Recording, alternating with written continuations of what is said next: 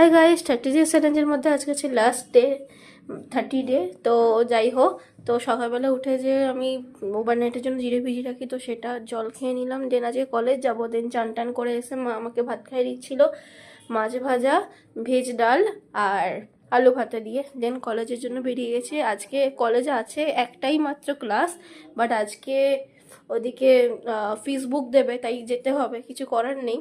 তো বাসে উঠে পড়েছি, আমার বন্ধুও উঠে পড়েছে, মানে আমরা দুজন একসাথেই যাচ্ছি আর কি।